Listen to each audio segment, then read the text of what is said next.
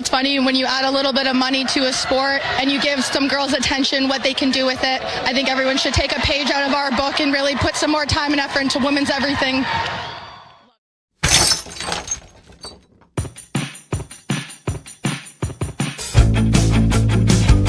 Welcome to Breaking the Glass Hockey Podcast. We are talking women's hockey from the PWHL to the NCAA. We will be talking with players, builders, coaches and fans who have made this great game what it is today.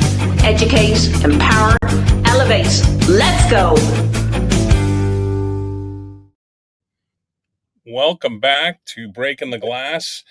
Solo Brownie, no Linda, no Kelly, because we're in daytime and the day after Labor Day, but I am joined by a three-time Hockey East All-Academic. She was named alternate captain her final year, put up her best statistical season as a grad student, the pride of Marsh Vegas, Julia Shaunessy. Julia, how are you? I'm good. How are you? Good. I will say, I want to just say this quickly. Every time I looked you up, I grew up with a family of Shaunessy's that had a G. You're a Shaunessy, no G. No G or H. Yeah. Oh, I didn't even put that together, so I hope I spelled it right on the intro. How's it going? Good. Just at home for the fall, which has been pretty fun. Training and playing hockey. All the fun You stuff. said you're going for your master's. How many classes are you taking, or is it just you can tell where my education stopped that I had to ask that? So my program was a 16-month program, so I will finish up in December. But I took classes over the summer, so I'm only taking 2 classes this fall. Oh, okay. What's your master? Is that how you say it? What's your master's in? Yeah. Masters of Public Health. Oh, nice. Yeah. That's good. Heading into flu season, you should come in handy. I know, exactly. Yeah, it's actually been awesome. I really enjoy it. And it's very prevalent in today's world, which is nice. Oh, yeah, for sure. How many days a week are you skating right now? Between 4 and 5, depending on the week. I just kind of started getting back into it. So last week was only 4, but hoping to get into more like consistently 5 days a week coming up.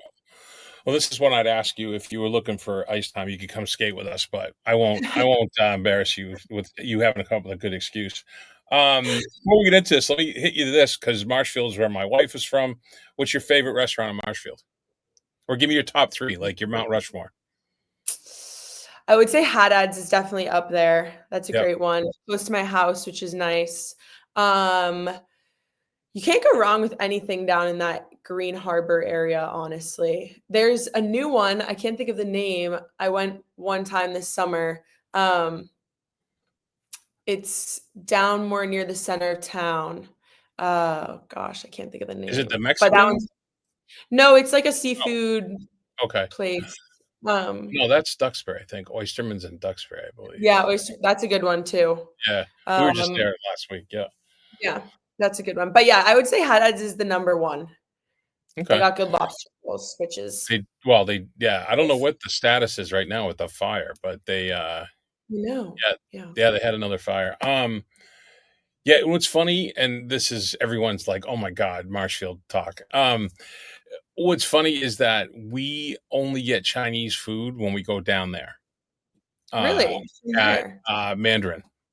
Oh, okay. I've only tried it once. I need to get more. It's the best. And my wife, for years, I was like, there's no difference between dine in and take out, buddy. It's like night and day. The 15-minute ride home is crazy how much of a difference it makes. And it's BYOB. So not bad. But yeah. All right. So now that everybody's tuned out, let's go to the beginning. I probably know the answer to this one, but how'd you get involved in hockey? My dad played hockey since he was little. His dad, my grandfather, went to Harvard and played football and got really fascinated with ice hockey at Harvard and saw the Harvard hockey team playing and kind of was like, I want my kids to play. So got all of my aunts and uncles to play and my dad. And I just kind of grew up in a hockey household. My sister played. So it was a no-brainer when I, turned 2. put some skates on me. So yeah. That early. Okay, that was gonna be the next question. How early? Yeah, And not yeah. to gloss over, your dad and your uncle both played at BU. Your dad spent some time with the Nordiques.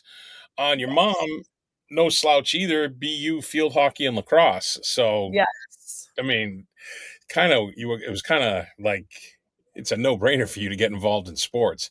Um, Yes, yes, and you definitely. kinda glossed over your sister, Caroline, right? Yeah? Yes. Yep. 2-year captain at Dartmouth, then was playing in Helsinki, and she played with Laura Stacey. She overlapped with Laura Stacey at Dartmouth. Yeah, she was a Really freshman cool. when Laura was a senior. Yeah, that's awesome. Yeah, I Yeah. saw that and I was like, "Oh, that's cool." Um, Mhm. growing up, was there someone that you patterned your game after? Someone like a NHL or college or, anyone besides your dad and your family? I mean, I think if people had seen my dad play, they would say I play pretty similar to the way he did, which I guess is probably pretty common because he Yeah. was the one that was, coaching me. Um, I've gotten Chara. That's kind of a no-brainer a Oh, yeah. lot. Yeah, I don't know if I I agree. yeah. I don't know if I necessarily would say I styled my game after him, but that's one that I get kind of equated to a lot. So I'll say him. And I saw in your bio, soccer and lacrosse you played growing up? Yep. Yeah, and now pickleball that I know of that that Yes. you're dominant at the net in pickleball, I Yep, heard that. actually playing tomorrow morning. I'm Oh, are excited. you against those guys? Yeah. Oh, that's My awesome. mom's away, so I'm playing in for her, which will be fun. Oh, Yeah. that's awesome. I'm gonna text them when we hang up. Yeah. Uh, and did you grow up a Bees fan, or was your dad pushing the Nordiques on you? Oh, actually, you're probably too young to even remember the Yeah. Nordiques. Yeah, I never had the Nordiques. I was definitely a Bruins fan. My mom's from Pittsburgh, and so I was also a Penguins fan growing up. So Oh, those alright. 2. Was there a favorite Yeah. player you had growing up? Ooh, there was a lot of them. Tim Thomas was Oh, probably yeah? one of my faves. Yeah. I just remember him growing up. I always was loved, like, the way he played and just, he was a little scrappy, so I loved that. You know how they call goalies, and I thought of this way after, but you know how they call goalies like a butterfly goalie and stuff like that? Yeah. So I always said it would have been a great T-shirt for Thomas at the time if they had him. Remember when he came out of net and would like ram people like the Sedins and Yes. stuff? If if Yes. if they had him like coming out of net and it said battlefly instead of butterfly, I think those would have sold. I That's think a I good missed out. one.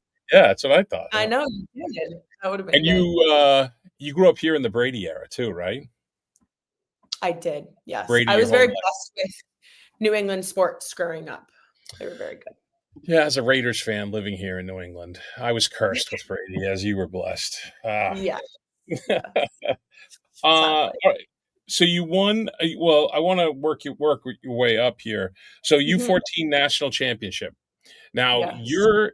your age bracket. You're at the tail end of it for women's hockey, where it's probably your grade and maybe like the next two. It's it hit or miss in terms of stats and records. You can't always find everything. Yeah, Younger, there's everything, which is everything. Yeah, great, but you're at the tail end of it where there's like nothing. So I saw that you were national champ, but there was nothing mentioned, no stats, no roster. And part of that might be because of the age, because it's U14, and maybe yeah, there's a for privacy sure. thing. I don't know. What do you remember about that? I mean, we had a stacked team. I remember that. I think we had, like I don't know the exact stats, my dad would know.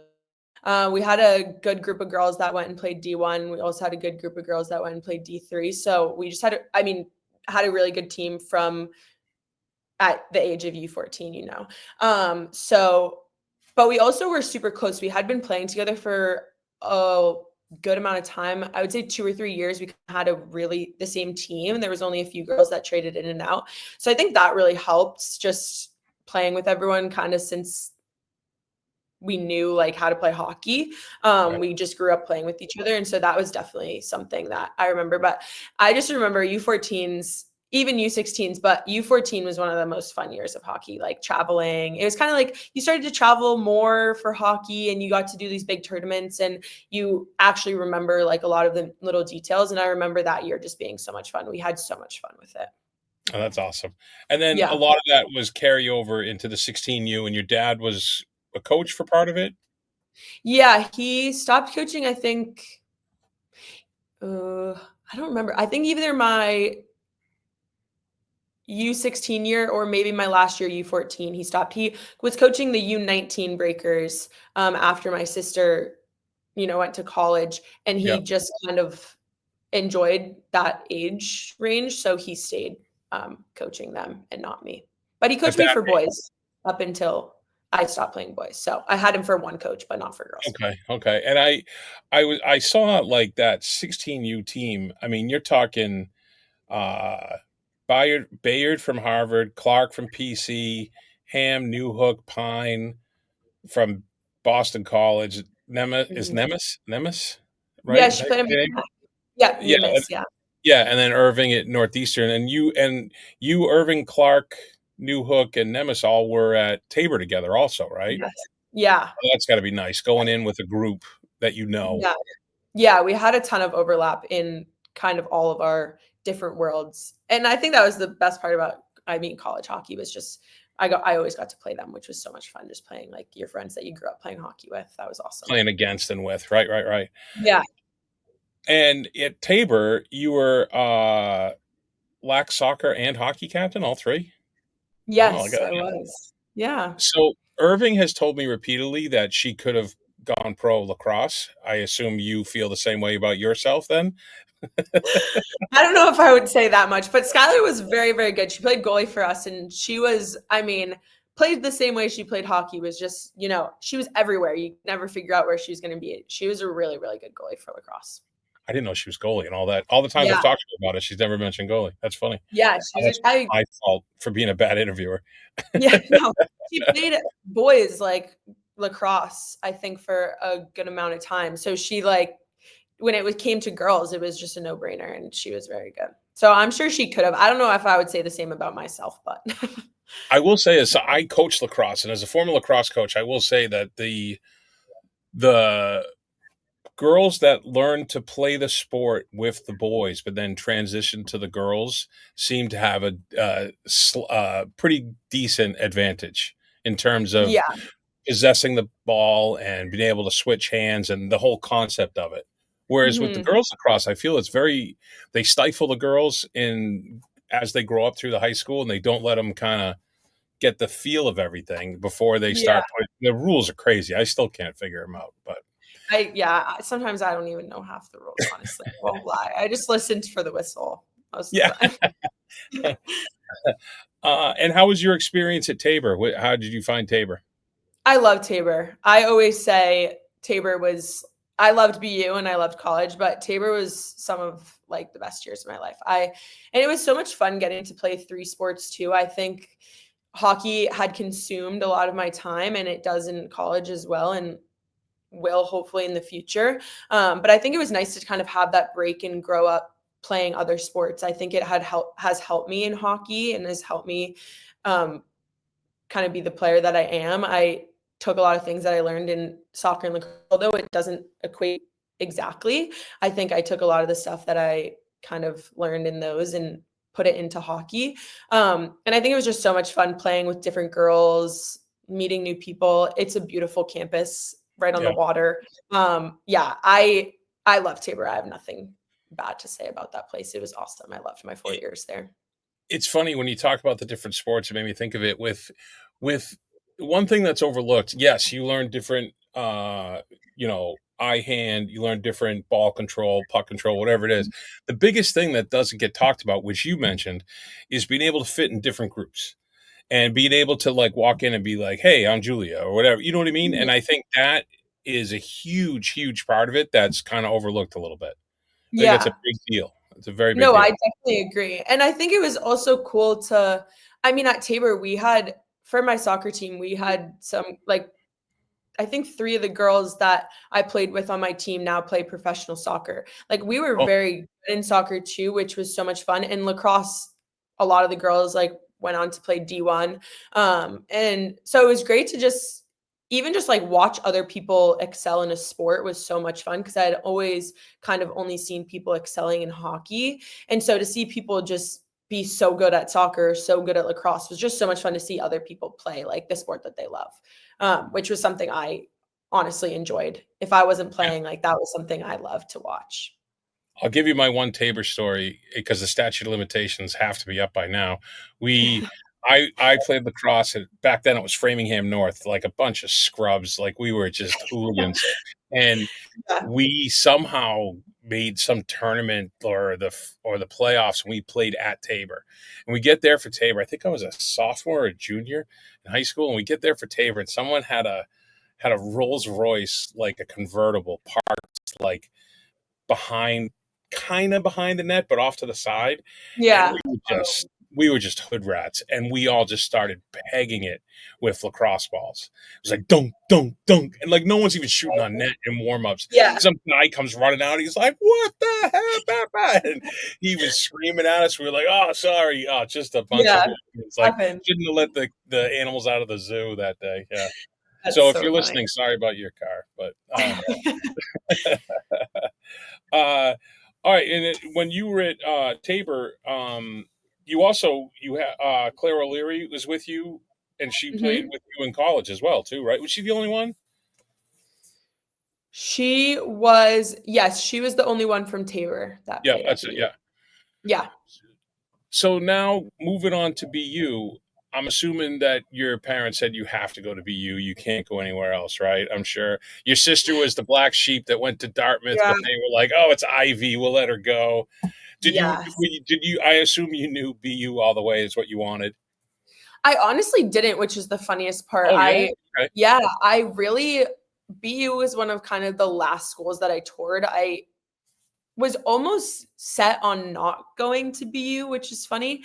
I went to Tabor after my sister, and then I looked at Dartmouth a lot. I loved Dartmouth, but I just didn't want to be, in Caroline's, like following in Caroline's Right. footsteps again. And I think Dartmouth, I loved like everything about that school, and it's so beautiful. And I think I would have loved it there.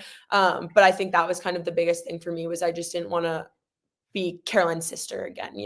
And that was kind of my same reaction for BU with my parents. I was like, I don't want to go to the same school they went to.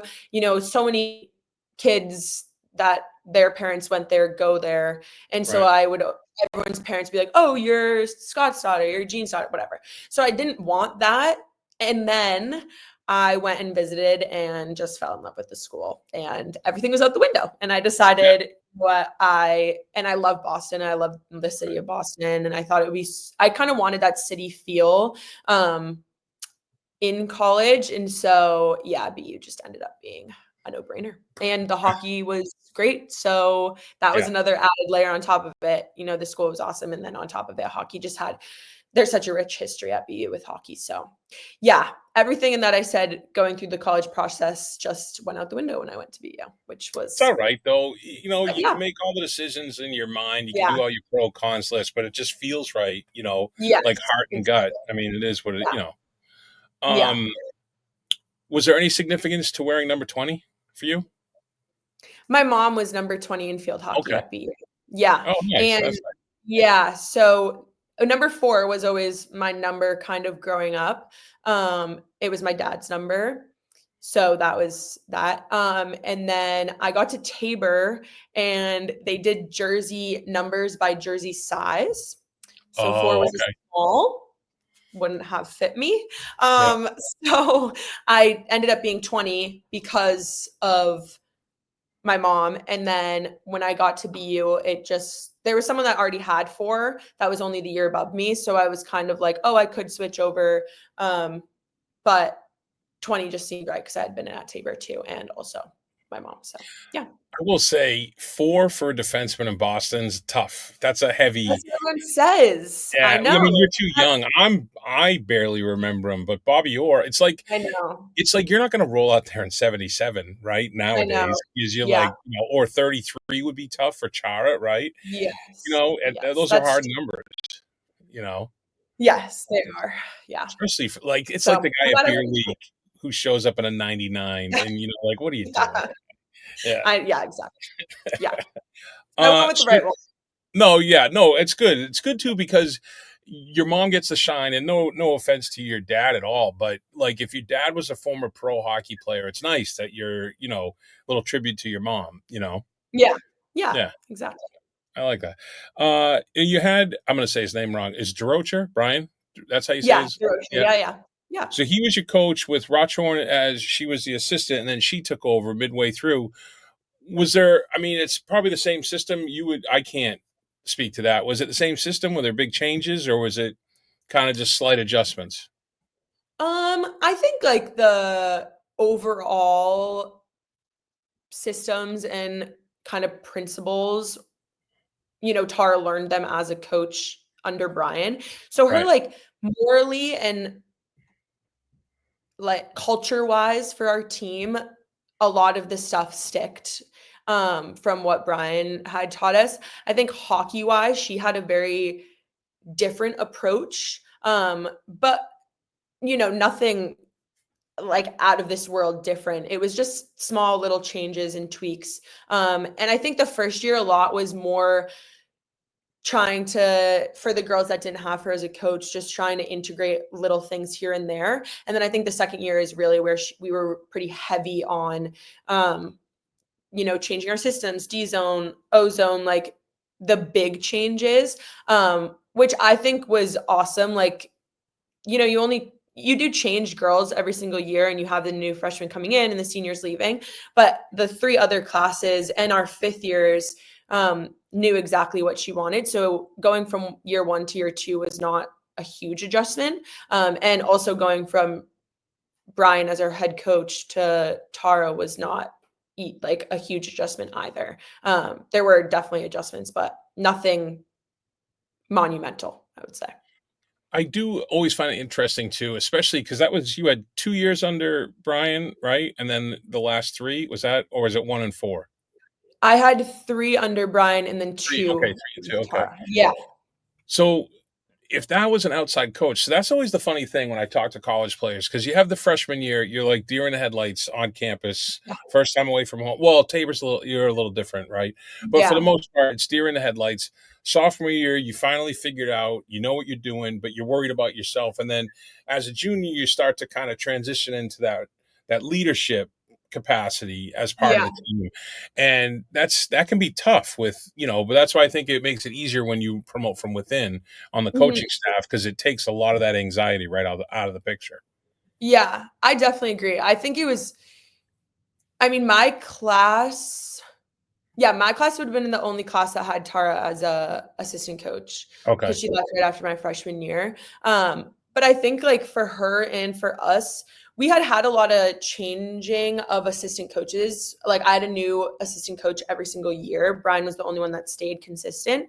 And so even that was like not difficult, but it's new every single Yep. year. And I think it was really nice to have someone that while she was in a different role, just to have someone that's familiar and not only with us, but also with BU as a whole. She had gone to BU. And so she knew the way things ran and she kind of just was able to jump right in. She didn't have to do this large adjustment to a new school and a new place and all this type of stuff. Like she knew kind of the way things were done. And she had her own twist and take on it and all that type of stuff. But she knew the groundwork, which was really nice for, I think, all of us because she had that knowledge coming in. And knows a way around campus. I didn't even think of that, Yeah. but that's going to be a Yeah. big thing for coaches taking over. Like, Yeah. And knew a ton of the people like in the athletic department already because a lot of right. the people are the same people, knew a ton of the head coaches. And so, yeah, she had all of that kind of community already within BU. Yeah, it's interesting. I never really thought about that. Yeah. So a biology major and then working on a master's, dude, this is crazy while playing hockey. Like, how did you find the time? Like, that's not, it's not basket weaving. You know what I mean? You're in it, Yeah. and I will. labs. There's got to be all that stuff. Yeah. I mean, freshman year was COVID, so freshman year was Oh, all right. online. So that was definitely a lot easier. I would say sophomore year was the really big adjustment year. I think my grades reflected that, that's for sure. But, we only went up from there, which is good. We got better. Look, it's all that matters, buddy. Yes, but yeah, it was definitely hard, but I think the other great thing about Tabor was I was kind of forced into independence. You had a lot more support at Tabor just because it's so much smaller. BU is a huge school. And also you're really friendly and like in this really small community where everyone lives on campus and you see each other walking to breakfast in the morning at Tabor. And, so your professors have this other type of relationship with you outside of just being your professor at Tabor, but they were really focused on independence and time management and kind of figuring it out yourself. And they're there to lean on if you need, but you're kind of your own person at Tabor. And I think that really helped me going into BU. I think I would have been really overwhelmed with the time management thing and just not knowing the next steps on how to do X, Y, and Z. But Tabor kind of set me up really well for that. And so I think that was a huge thing for me, was having gone there and being so independent already going into BU. But going from COVID to non-COVID was definitely a big adjustment because online school is just a whole different story than in person, but we figured it out, which is good. Yeah. And that freshman year, you had you weren't really on campus, so it makes it building those bonds with your team a little more challenging as well. But you had a lot of, Comfer for Toronto, Schrader at New York. You had Bativi, Neary, and Parker over in the SDHL. And then Giaquinto, you guys came in together, and she's now Montreal Victoire. Yes. Yeah. So it's hard, but at least you had like a good group. You had a pretty good group coming in for support and all that. Yeah. No, definitely. And one of the big things about BU that drew me to BU was that it was like such a mix of people from different places. I felt like there was some schools that I looked at that were a lot of maths girls, and I didn't necessarily want to play with a ton of girls that I already knew. And honestly, I felt like that COVID year, because you really could only be with your team, it made us like that much closer. And I got really close with the grades above me because I was able to spend basically all my moments outside of school and outside of my dorm with them. And while that like had its ups and downs and, its pros and cons, I think it was a really good freshman year experience because I did get so close with the girls and the grades above me. I guess if you had to pick, having that happen your freshman year would probably be the one to pick. That like your senior year, that would be brutal. I right? know. Yeah. I so agree. I think freshman year was, no one would want it to happen to them at all, but freshman year was definitely the best year to have it happen because if you had to, you don't know necessarily what you're missing. And also on top of it, at least I had a team to kind of be surrounded by too. That was a big thing. And did I have this right? Your first two NCAA goals were in the semifinals, Hockey East? Is that right? That's that? They were. Cool. Yes. Providence. Yeah. It was, we only played, I think 11 games that season in total. And I wasn't able to play 3 of them because of COVID protocol. So I only played 8 games, which is so weird to think about now that we go play almost 30. But yeah, so I think I kind of finally at my 8th game was kind of getting into the groove of things and figuring out the pace and that type of stuff. Yeah, I will say, so when I reached out to Irving, because she's one of the, someone I know knows you, she's talked about how even back when we were young, she was always so much taller than us and her stick reach was so long and she could just poke the puck away. What I told you before we recorded, she was saying how you were one of the loudest in the locker room and like to have fun. She did say this, though. The only thing that was not fun was standing in front of the net when she was shooting, especially when we were younger, because half the time puck was coming right at our necks. So, yeah. Oh, which I'm sure. She would say that. Yeah. Well, I asked her, I was like, so what was it like playing against her in college? And she's just kind of like pretended she didn't hear that. So, yeah. That's funny. Yeah, that was good. That was good. I know. I've learned to keep my shot down. I think when I first got the ability to shoot the puck at a certain speed, I didn't know how to control it. So I've learned that. Thank goodness. Yeah. I don't think the girls on my team now would say that the puck comes at their net, hopefully, or at their neck during practice. But it definitely Hey, was but in there a for us. game, it's going to clear out the front of the net for your forward. So think of it that way. That is true. Ring, Yes, that's what's true. that? Ring the bell for the goalie, right? Yeah, yeah, exactly. Just don't Yeah, do it in warm-ups.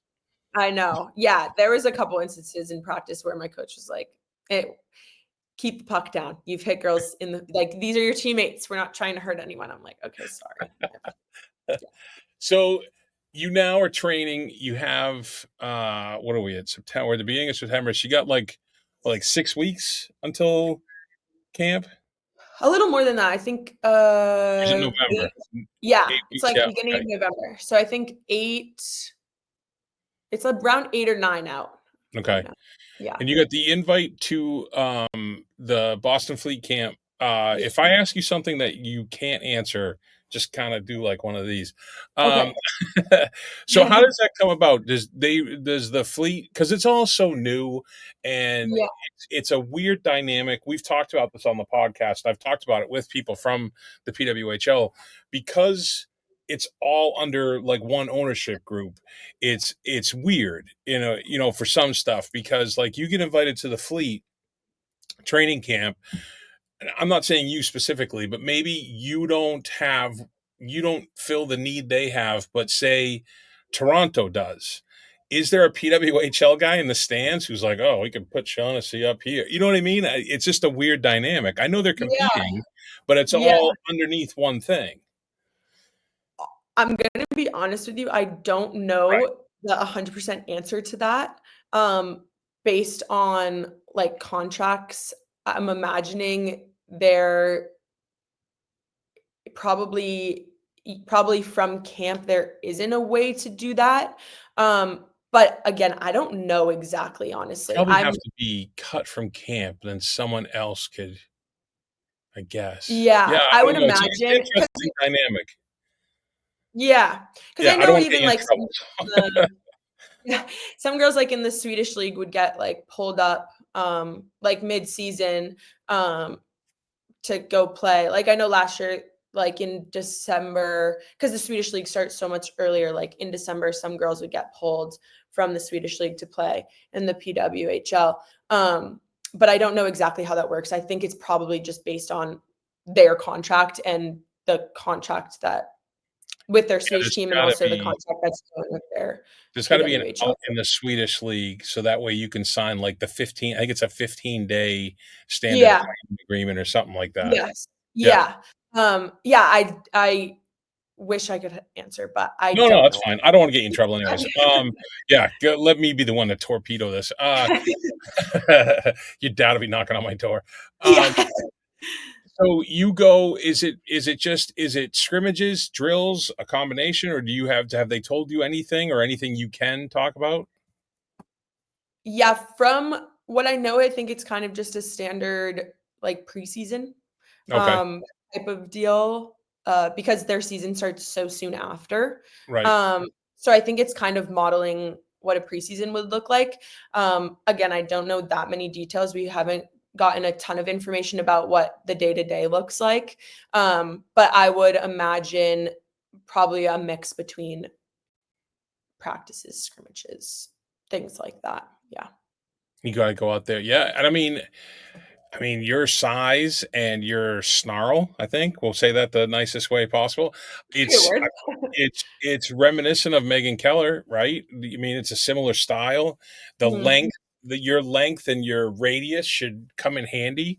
I would think, like I told you when we first talked, I was surprised you didn't get drafted. So Thank you. hopefully you can, make this work. I mean, we're all pulling for you. I mean, Thank you. you want to see Yeah. local kids make it for sure, Yeah, yeah. No, I think it's awesome that it ended up working out being, Boston because obviously I've been in Boston basically my whole life and grew up rooting for Boston sports teams. So that's like, it's so nice to be at home and be in Boston in a city that I already know. Right. And it's great that it ended up working out that way. And I know that I love Boston. So if it does work out and I'm here, then I have no complaints at all. Do they put you up, or are you going to be going back and forth? Yeah, I'll stay near the facility that Let's say up in Weston, right? The sports thing. Yeah. Yeah. I don't know. I think Wellesley maybe there is their practice. I have no idea. Yeah. Well, But Wellesley, Weston. So it's a new facility. Yeah. oh, okay. Yeah. Yeah, I think I could stay at home, I think, if I wanted to, but for me, coming from like the South Shore going through Boston would just kind of be a hassle every day. Yeah. So yeah. No, you don't Doesn't want to seem do fun that. with No. the traffic. No. No, No. it's not. It's not. All right, you want to do some idiotic questions, the lightning round here? Sure. Now that you can like, whew, I didn't say anything that I'm going to get in trouble for. What would you say your best on ice hockey attribute is? Well, we talked about it, but I would say the reach is that's something that a lot of people have told me is frustrating for forwards. So I would say that's probably the biggest. Who's your favorite cartoon character? Ooh. Cartoon character. I love Winnie the Pooh. That Okay. would probably be the top one just from childhood that has stayed with me. It's a good Fair one. enough. Yeah. Would you rather be able to speak any language in the world or have the ability to talk to animals? I think talk to animals. I would really love to know what my pets are thinking at all moments in That's time. what most people say. Most people say that, like, I just want to hear what my dog has to say. Yeah. In your career, did you spend more time on the power play or the penalty kill, and which do you prefer? I'm going to say the power play, although I don't know if that's true, but I think it is. And honestly, I love a good penalty kill. I don't know what it feels very fulfilling when you do a penalty kill right. And I think especially at BU, we had a very aggressive PK. You guys did, And yes. yes, and it was a great feeling when you executed it well.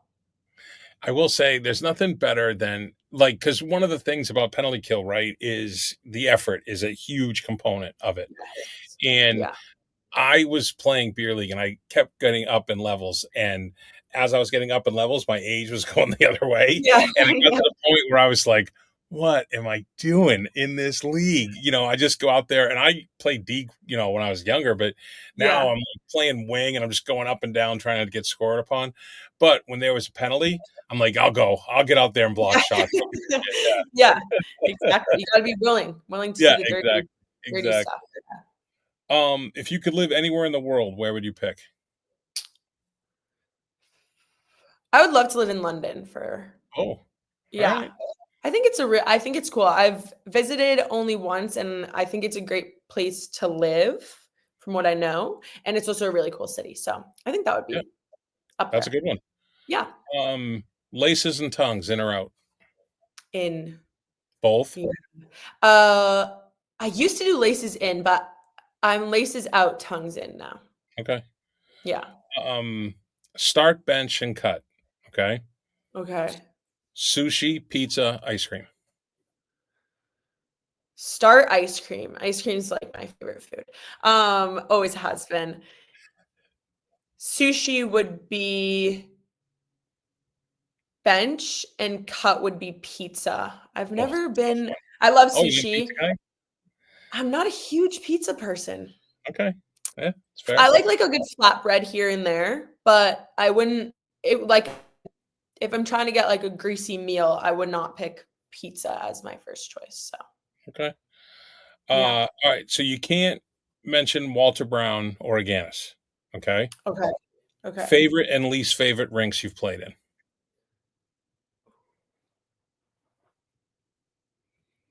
Favorite in college or like all Whenever. time? You can use the bog if you Okay. want. The Bog and Duxbury. Or Kingston. I would say my favorite, I'll go favorite in college was Wisconsin. That Oh, rink is so cool and their fan base is so cool. It was just That looks like just a Wisconsin. wonderful experience. Yeah, it was so awesome. And the campus itself too is awesome. So I think going there was really, really cool. And their rink's awesome. I would say outside, we played in the rink in Quebec City. I played in the Q with my boys team, like that big arena. I can't think of the name of it. What was it? The Colisée, my dad said. Is that your dad? I was gonna say Yes. the Lake Colisée. Yeah, He that's heard me.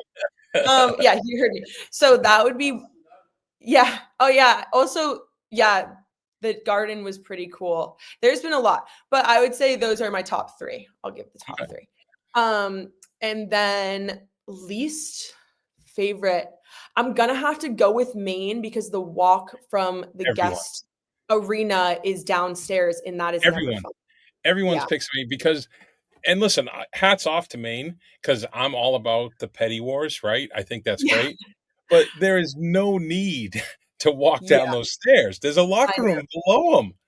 Yeah, we every time I've been there, we've been in that locker room that's up like in the stands. So you have to walk down, except for one time we went downstairs and we were in it was the men's visitor locker room because their men's team always has their visitors stay there.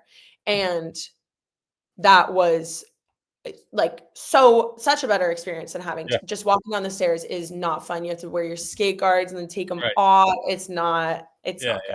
Yeah.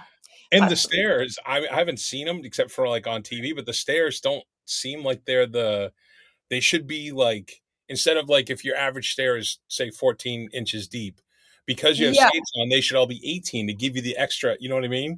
They're not deep. Yeah, you have to go sideways down them, and they're also really skinny because there's like a railing in the middle of them. So it's not fun. It is not fun. Your own music festival, Shaunessy Music Festival. Any top 3 artists, living or dead, who are you gonna have? Ooh, that's a great question. I'm gonna go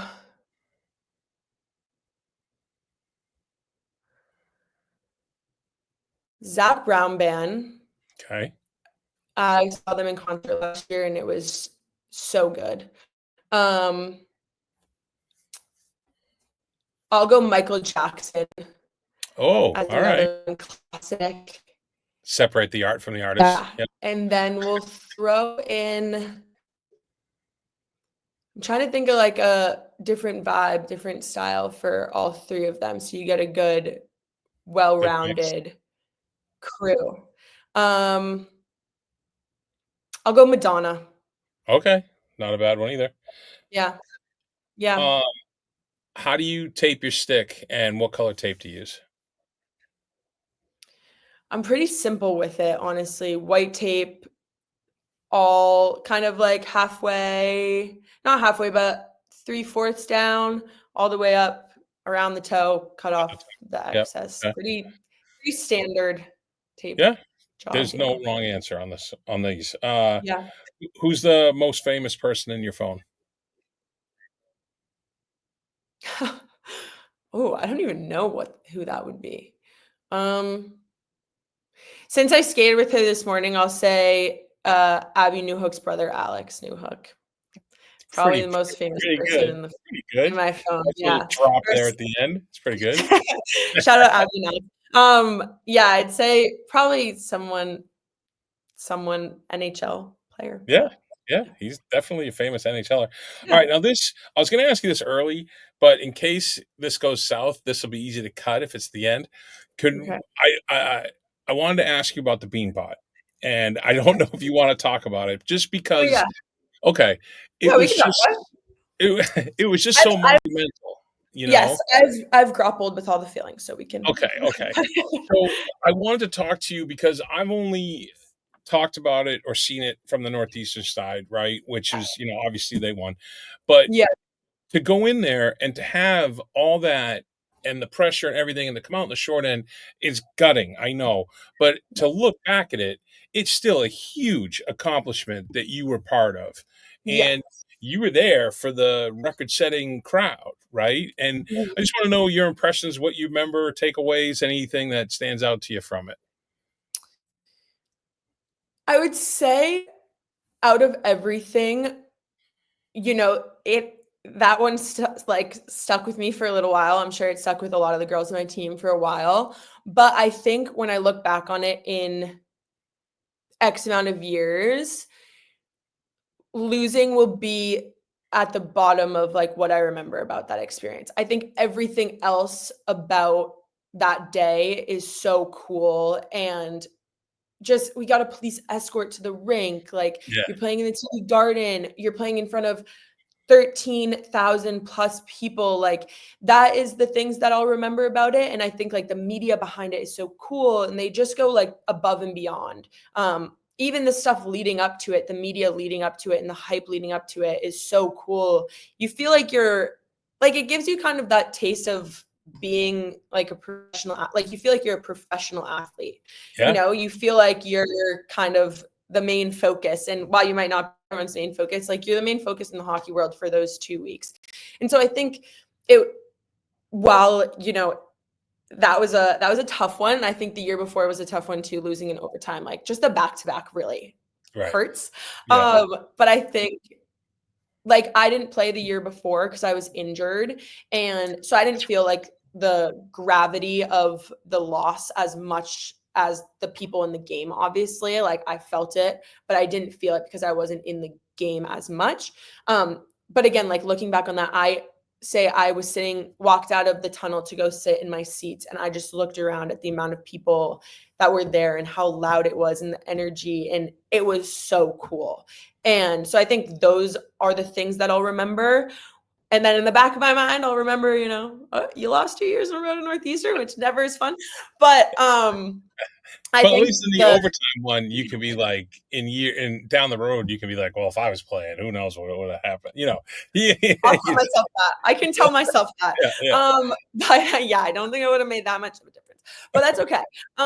Clearly, the next year showed that. But yeah, I think that like just the whole media around it and everything outside of the actual hockey game, I think is what I'll remember before I remember like the kind of sadness of the loss. But I think as a whole, I don't have bad feelings towards the bean pot just because of the No, right. Yeah. so, or that bean pot in that instance. But yeah, it was like the coolest kind of hockey related thing that I have been a part of.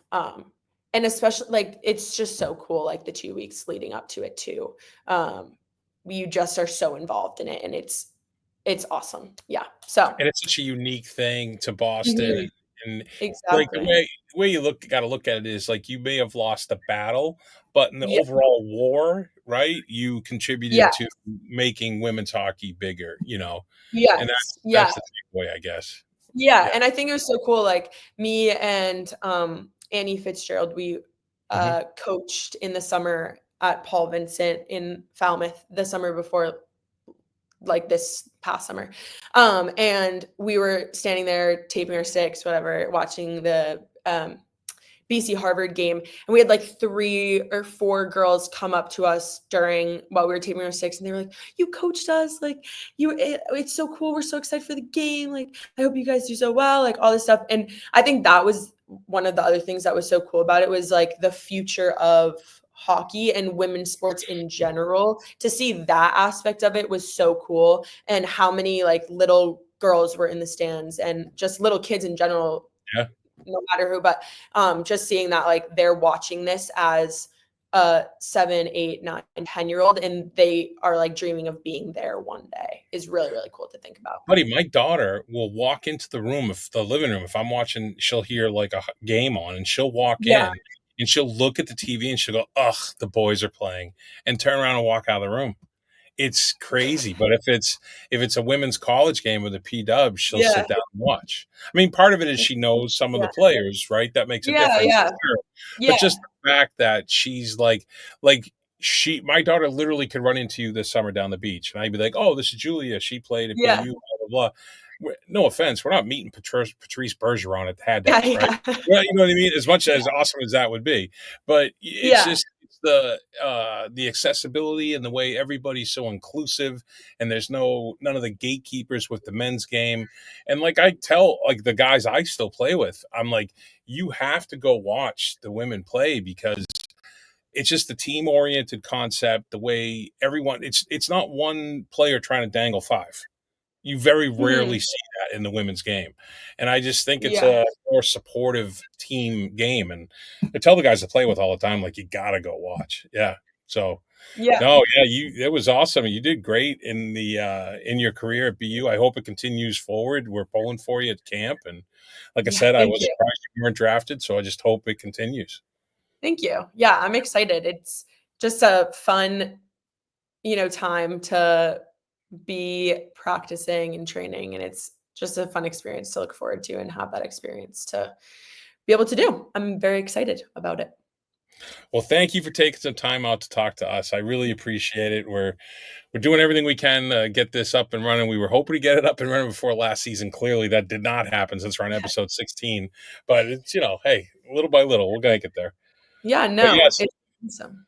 Thank you for that's having this me. episode. Thank you, Julia, for coming on. Thanks to your dad for shouting out the answers, and we'll see you down in March Vegas, and we'll see you Yeah, next episode. Thank you that's for tuning in, and as we always say, like, subscribe, and tell 100 of your closest friends. All right. Thanks, Julia. thank you.